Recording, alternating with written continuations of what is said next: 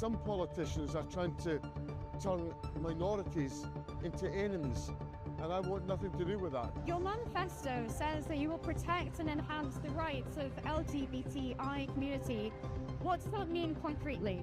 What that means is that the steps that we've taken, such as the provision for equal marriage, which has been such an important step forward in Scotland, or the delivery of our commitment to ensure LGBTI inclusive education within our schools, that these measures will be protected by the Scottish Government, but that we will also work to enhance the rights of the LGBTI community and to ensure that we respond positively to the calls for those rights to be enhanced. Why should the LGBTQ+ people vote for you? Because we've demonstrated a track record of supporting and enhancing the rights of members of the community.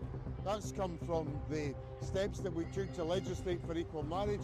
It's also come from the steps that we took to ensure that there was LGBTI inclusive education in our schools, and I think it's so important that that is part of our education system, and I want to make sure that's maintained in the years to come.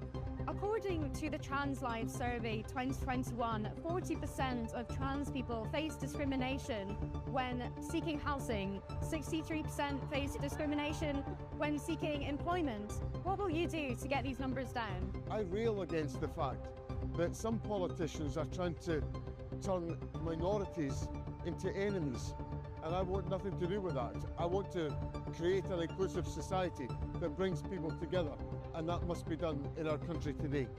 Would you ban conversion therapies? Well, we've got a commitment to ban conversion therapy.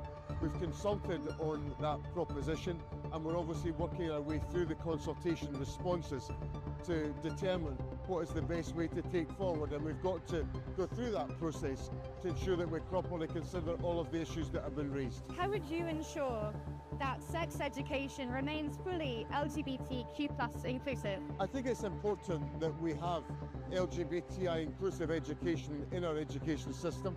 That was a commitment and a provision that I made as Education Secretary. I think it's an important commitment that's got to be fulfilled, and that we ensure that is anchored in our education system, because young people need to be supported and educated in an age-appropriate fashion about all of these questions, and that they're well supported in that process. Sexual orientation hate crimes have more than tripled in Scotland between 2010 and 2021.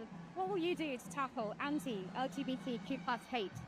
Well, the first thing we've got to do is to recognise it, which is what the legislation that the Scottish Parliament has passed is designed to do. But we've then got to educate and inform to reduce the incidence of these issues. And we've also got to tackle these crimes when they take place, to make sure that individuals are properly protected and supported, as they should be in our society today. Countries like Belgium, Denmark and Iceland have self-ID for trans people. Would you want self-ID in Scotland? Well, the Scottish Parliament has legislated for that provision, and I think it's important the democratic wishes of the Scottish Parliament are fully respected, and that we're able to implement the legislation that we have passed.